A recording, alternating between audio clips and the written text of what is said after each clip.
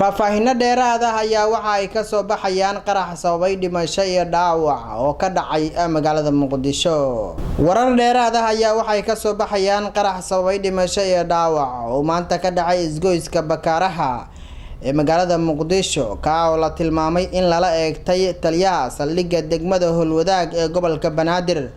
Qaraxa ayaa waxaa la sheegay inuu ahaa nooca miinada dhulka lagu aaso, waxaana la tilmaamay in xilliga qaraxa uu dhacayay uu gudbay gaarigii uu saarnaa taliyaha saldhigga degmada Howlwadaag ee gobolka Banaadir, ka oo magaciisa lagu soo koobay Sokor.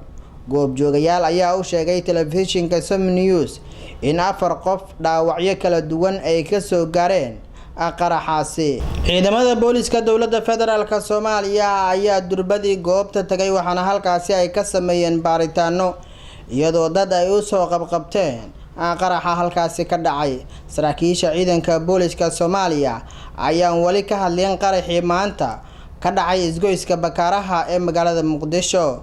Magaalada Muqdisho ayaa muddooyinkii u dambeeyay waxaa ka dhacayay qaraxyo iyo dilal qorsheysan oo inta badan lala eeganayay mas'uuliyiin ka tirsan dowladda federaalka Soomaaliya, taa oo mas'uuliyadeeda ay sheeganayeen dhaqdhaqaaqa Al-Shabaab.